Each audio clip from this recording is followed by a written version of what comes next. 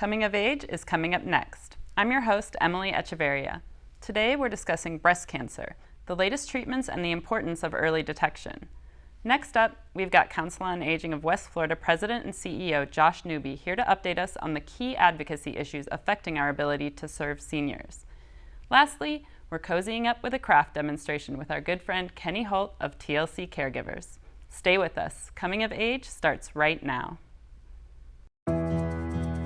As we age, staying active in life and involved in the community can become a challenge. But with Council on Aging of West Florida's wide range of home-based services, you remain healthy, independent, and engaged.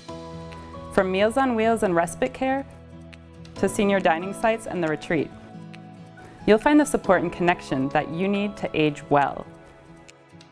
Aging looks different for everyone, and we're here to help you meet your needs and thrive while maintaining what makes you, you. We've been in the community since 1972, advocating for elders and supporting those who care for our parents and grandparents. Now, join us as we discuss the age-related issues that matter to you. The United States has recognized October as National Breast Cancer Awareness Month for almost 40 years. It is a time devoted to educating everyone about breast cancer and the importance of early detection. Today we have Dr. Pamela Schurman, a general surgeon at Baptist Medical Group, here with us to discuss traditional and newer treatments that are available to treat this issue. Thank you so much for being here today, Dr. Schurman. Well, thanks for having me. So, before we begin speaking about breast cancer, can you tell us a little bit about yourself and what brought you to the area? I was born in Ohio, went to med school in Missouri, so Midwesterner at heart, but I don't really like the cold. So looked to move south when I finished residency. I moved here in between Hurricanes Erin and Opal, so I got a baptism by fire with southern weather, and I've stuck ever since. I joined Baptist about 7 years ago. Okay. So tell us, what are some of the different types of breast cancer and how is it diagnosed? So breast cancer is generally described by the area of the tissue that it's in, the lobule or the duct, most common being in the duct. We also use descriptors for it as in regard to how its genetics are. Some cancers have receptors to, say, estrogen and so forth. Some of them don't have any receptors, and that kind of drives how it acts. So those are called the triple negative breast cancers. And there's also inflammatory cancer, which looks like the word says. It looks like it's an inflammation. It's actually a cancer that's gotten heavily into the lymphatics and drives it. Diagnosis, still the gold standard is mammogram. It's going to remain that. We also use ultrasound, MRI, but the ultimate diagnosis comes from a biopsy and looking at it under the microscope. Gotcha. So what are some of the traditional treatments for breast cancer?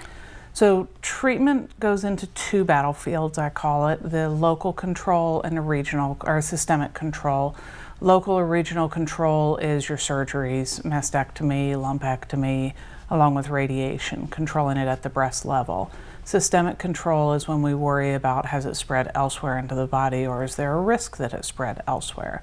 That's where chemotherapy comes into play. Chemotherapy, immunotherapy, hormonal therapy treat the whole body for it. Okay. And what are some of the newer treatments for breast cancer? So most of the newer treatments are going to target the metastatic cancers, the ones where they have failed traditional therapies, and geared towards the immunology of the cancer, treat the pathways that allow the cells to grow, try to interrupt those pathways. Some of the newer ways that we're doing it is to give chemotherapy up front. Do that before the surgery. Everybody wants the surgery, they want that gone and off there, but the chemotherapy up front allows us to see if that drug is right for you. Is it going to shrink the tumor?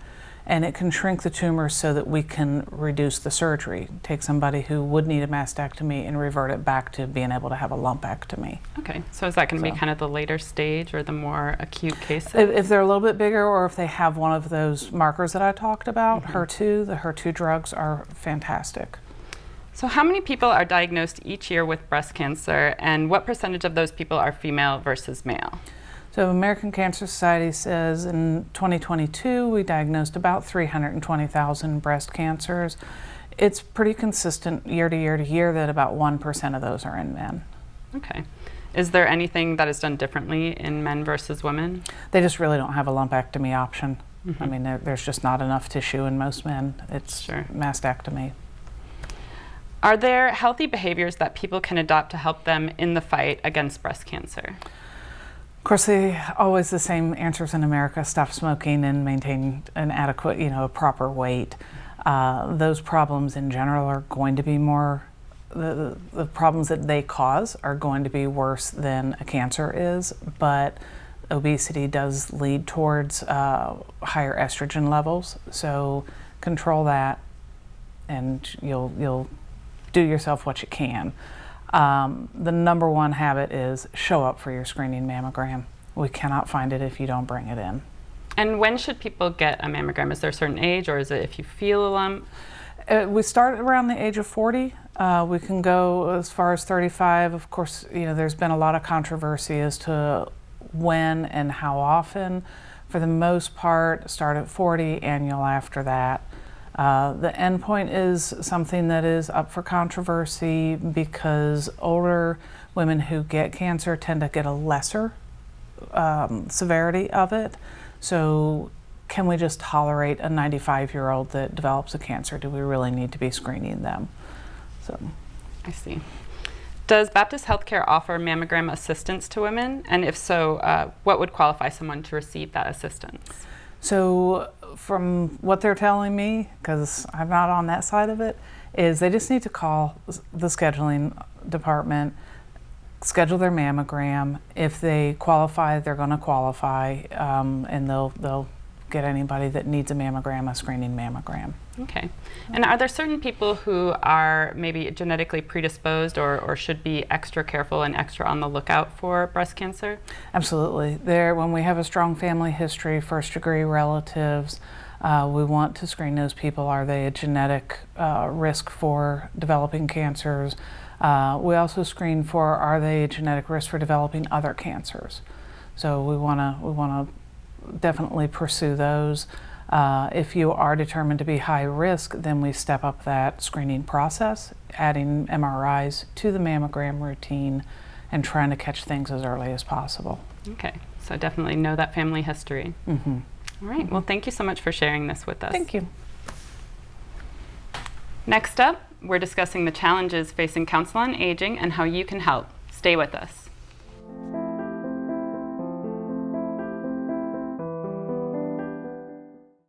If you're looking for a fun and exciting environment for your loved one, then L&L Executive Adult Daycare is a perfect fit. We offer social gatherings, physical activities, games, outings, and daily luncheons from Karen's Catering.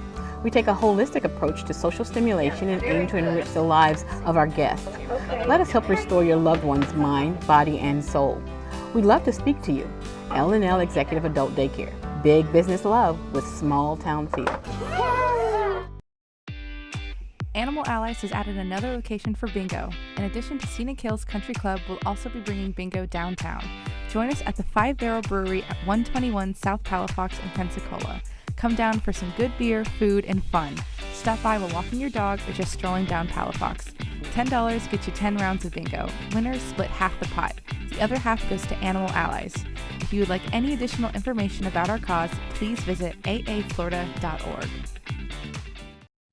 The Beacon at Gulf Breeze offers the finest senior living community in the area. We are here for your loved ones who need assisted living and advanced memory care services. Seniors will feel right at home with studio, one-bedroom apartments, a large dining area, a beautiful landscape courtyard, and even a salon. With professional staff and one-on-one care, your loved ones are our top priority. Welcome to the Beacon at Gulf Breeze. Welcome home.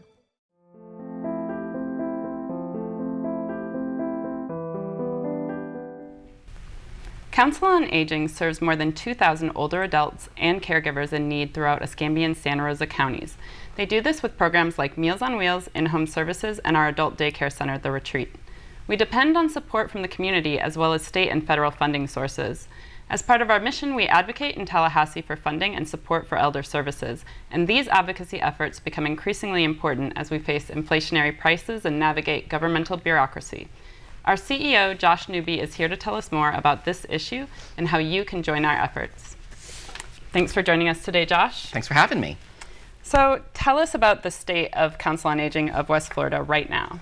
The good news is that our services and our programs remain robust. Our goal is to keep seniors living at home with dignity and relative independence for as long as possible. And the core of our services remain strong. Our staff is committed, our donors are as generous as ever. Meals on Wheels, respite care, companionship, adult daycare, you name it, that is all still happening. We are still enriching the lives of seniors in Escambia and Santa Rosa counties. That all sounds great, but what are some of the challenges that we face? So there's a lot of challenges. Any nonprofit, any social services agency will tell you that money is always the bottleneck, right? It's always the financial piece. And I want to be clear, over 90% of the revenue we receive goes right back out the door to seniors living at home. We have very low overhead here at Council on Aging. But funding is a challenge. It's always been a challenge, but recently it's become particularly acute, and it has become acute in three ways. First, we don't know how much money we're spending. There's a lack of communication and a lack of information right now coming out of Tallahassee. I'll give you an example. We just finished September, the month of September. We were serving all of September not knowing how much money we had to spend. We're just sending money out the door to seniors who need it, not knowing if we're overspending or underspending. The second problem is going to be what's called legislative budget authority. So if we know how much we're spending, the Department of Elder Affairs doesn't have the authority to then give that money to us. The third problem is going to be funding delays. So let's say we know how much we're spending and the department has the authority. We don't see that money sometimes for 90 to 120 days. Services that we render in June, we may not get paid for until September or October. And with an agency with a very narrow margin, who suffers? The seniors suffer. So the cash flow challenges and the financial challenges that have been aggravated by each of those three issues ultimately impacts the seniors in our community. And is this sort of a normal state of affairs, would you say? You know, I don't know if it makes me feel better or it makes me feel worse, but this is sort of standard practice right now across the state of Florida. Every social services agency is dealing with these funding delays and is dealing with this sort of gestating bureaucracy in Tallahassee that simply doesn't see the very damaging street level impact of some of the bureaucracy and the political ambitions that they've set for themselves. So what is the cause of all this? Well, like I said, a lot of funding delays. Money is always the problem, but there is an appetite right now in Tallahassee to further the political ambitions of the operatives there. There has been a brain drain. There's a lack of institutional knowledge. I'll give you an example. Right now, the Department of Elder Affairs, whom we report to, there is no one there that's been there for longer than a year. They've all left because Tallahassee is such a toxic environment right now. There are political red meat issues that make all the headlines, and that is unfortunately the only work that's being done right now in Tallahassee. So there's government bureaucracy that's sort of baked into the calculation, right? But it's much more egregious and much more complicated than that right now. And we're the ones suffering, and ultimately the elders in our community are the ones suffering. So should we be alarmed at the agency and within the community about this? Yeah, I want to be clear that, the buck stops with us, right? And we're going to do whatever we need to do to ensure that seniors in our community remain safe. I'll give you an example. We've taken out a second mortgage. We've taken out a bridge loan, right, to deal with some of those funding delays. So our board and I and our staff are committed to doing whatever it takes to continue serving the neediest in our community, but we can only do that for so long, right? And the challenge remains, unfortunately. I'm not sure if there's an end in sight or if this is just the way we're doing business now, but the ones who suffer are the ones who unfortunately always suffer, right? It's the vulnerable, it's the low income, it's the minority, it's the disenfranchised who will just continue to suffer under this system if it goes on for too much longer. So what can people do about this? I would encourage people to reach out to their legislative delegation, reach out to their representatives, reach out to their senators, reach out to the governor, and let them know they represent us. They are supposed to care for the least of us, right? That's the charge of government, is to be that ultimate social safety net. But right now they're failing, and they need to know that they're failing, and they need to know that they can set their political ambitions aside for a moment while we care for the neediest among us. Absolutely. Is there any cause for optimism in all of this? I think things are starting to change. I think we've made a lot of noise with our statewide partners. So some of those funding delays are starting to decrease. But we can't go on much longer like this. I don't see us continuing this type of business very far into 2024 if things don't change. So if your neighbor or your spouse or your parent relies on these services, then I would implore you, reach out to your representatives. Great. Any last bottom line you want to leave people with? If you trust us, if you rely on us, I don't care what political party you're with, reach out to your representatives, but just remember, when the buck stops with us, we'll always be there for you. Great. Thank you, Josh. Stay tuned. We've got a craft demonstration with our friend Kenny Holt coming up next.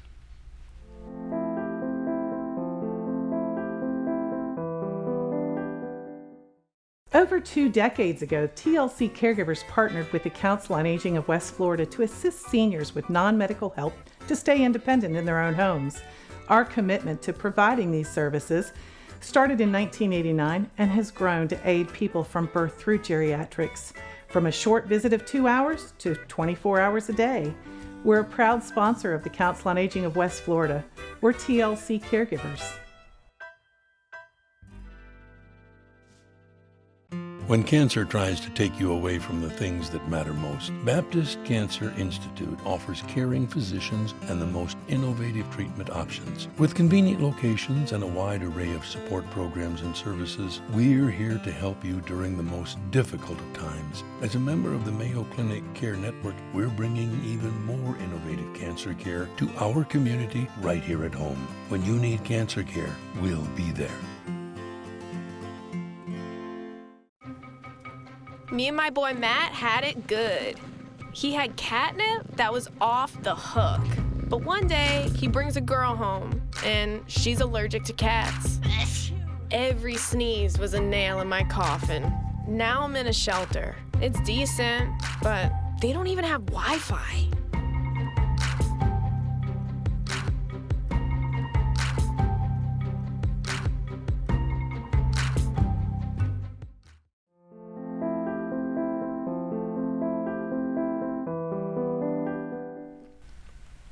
We are diving into the Arts and Crafts department today with a demonstration of a project you can replicate at home. We're joined by Kenny Holt, Activities with TLC Caregivers, who is here to show us a craft to get the creative juices flowing. Thank you for being here, Kenny. So honored to be here. Thank you for the invite. Of course. So tell us, what are we working on today? Well, today I brought glass bottle arts and crafts. Very simple. Glass bottles come in all sizes, shapes, colors. People can do their own craft, their own art to fit what they like. Mm-hmm. As you can see, there's quite a variety of different sizes and colors, and people can fit their own need. You can decorate them for holidays. You can do something that's permanent all year. They can be decorated with bedazzling. You can paint the whole bottle. You can paint on the bottle, similar to what this one is. You just decorate them any way that you want to. It's a craft that for pleasure.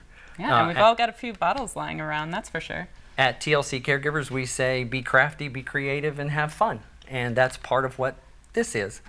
It can be as wild or as simple as you want. What I did do and bring today for a demonstration to show how easy some of them are, I remember in my younger days, you could buy bottles that had red peppers or bell peppers or something all stuffed in them. I don't see those anymore like I used to, but you can still do that too. I think that would be called some kind of canning in a bottle. But I like, and I use an olive decanter, olive oil decanter at home that I've made 30 years ago. And I still keep it up. And they're very easy to make. All you need is a spout that is supposed to be easy to remove and put in and install. And you do want one that has a firm, because you don't want it slipping off and spilling your olive oil. But it's very easy just to make an olive oil decanter. You want to get some fresh herbs or whatever you want to put in them, but the herbs will help infuse the olive oil. And I have rosemary, thyme, and oregano today for our demonstration. And it smells delicious. So It just does. Gather some It does. fresh And herbs here. it will infuse the olive oil. And like I said, it's something that is so simple, and I think it's so beautiful. And that could be a gift as well. I have done that. I had a smaller bottle similar to this. It's got the clear that I gave for a Christmas gift. It was much smaller than this. I don't think I'd want an olive oil decanter this big, but I brought the bottle because of its colors and to also demonstrate the size. But similar to that, you could see it was beautiful, and it's still in use. Yeah, it's visually appealing. By it's who useful. I gifted it to. So, but all you have to do is just input into the bottle your herbs, and then you want to have a clean way to put your olive oil in. And I just have some EVO, and you just fill it and you use it, and you can look at it, and you're in business. So about how long does it take for the oil to kind of take on those herb flavors? And I just overfilled it. Just a little. So I have made a mess here. So I'm not going to put the stopper in, but you can see that you clearly can see what's in it. And don't do what I did and overfill it. I even knew that I needed to stop it. But that's one of the great things about crafts too. You mess up, you clean it up. You clean it up, exactly. So it's good to get a little messy. But it will already start having that aromatics infuse that oil. And occasionally, you know, after the herbs have been in there a while, they will brown. It's up to you. If you leave them, they won't go bad to where it makes your oil bad. But you can also take them out and replace them if you want to see the greenery with that. And so what do you use your olive oil for? I only use olive oil. I use it on everything. A lot of people may not like those flavors. I like the health benefits of olive oil, and that's why I use it. And you put it on salads, you could drizzle it on pasta, everything. Use it to saute, anything like that? Absolutely. And we talked about you can decorate them for holidays. Obviously, my bottles that I brought today are for the fall, for the most part. And again, do what makes you happy. Do what fits you. Yeah, tell us about some of the fall bottle ideas that you have there. Well, of course, I took an old bottle, and I love this old bottle too because it's not your traditional screw-on cap or... oh yeah, it's got that. It's the old type seal, and I just thought it fit the fall theme, and of course I love it that it's a green bottle. The green is my favorite color. Just decorative, and it's beautiful to sit around. You know, the other thing that you could do if someone wanted to, because the bottle is empty and you can see into it, you can find small pebbles and fill it up with that, marbles, or even buttons. We've done a craft with coming of age before where we took grandma's buttons and put them into a shadow box. Bottle is the same way. You could do the same thing. So again, it's dependent upon what you want. Do you want to be able just to see in it, or do you want to put something in it to cover up that clairvoyance? Yeah, so you can display a little something within the bottle as well as having the beautiful foliage coming out of it. Right. And then, of course, I have the eerie ghost here, and it's just sitting on top of the bottle. I did take a skewer and put it in the ball that's created the ghost. And the little arms. So it has something to hold it inside there. So This one was done by a friend, and she's a local artist, and she painted it, and she made tiki torches out of it. Oh, I had given her a bunch of bottles for her arts, and she gave me one as a gift in return for giving her the bottles, and it's a tiki torch. Wow. So, again, you can do whatever you want to, whatever makes you happy with the glass bottles and containers. Whether you're, like you said, we have bottles at home, or if you want to go out and find one. Sometimes you can find them already decorated. I did not paint this one, and you can paint on them. I just decorated it with some stuff that we had. You can paint on them. You can use wallpaper. You can use stickers. Yeah, the possibilities are kind of endless. It is. Yeah. It really is. I love it. It's recycling, it's sustainable, it's making beautiful objects for your home. It's a win-win, I say. And if you need something to display, you know, like you want your jewelry, or you've made something that needs a display, a bottle is a great display for it. Perfect. And well, thank you so much for joining us today. Thank you so much. Again, TLC Caregivers activities with TLC Caregivers. Be crafty, be creative, and have fun. Love it. Thank you, Kenny. And thank you for watching. Until next time, enjoy life. You've earned it.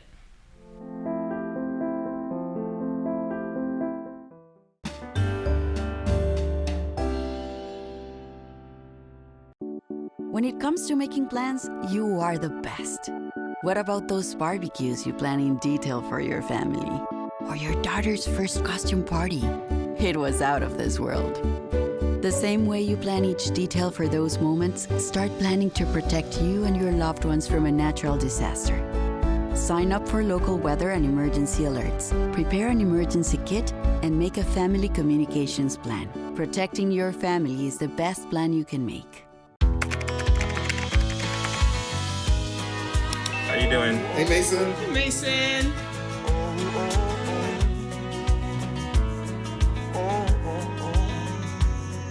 Thank you. A place to make my own. A place that I call home. This place that I call home.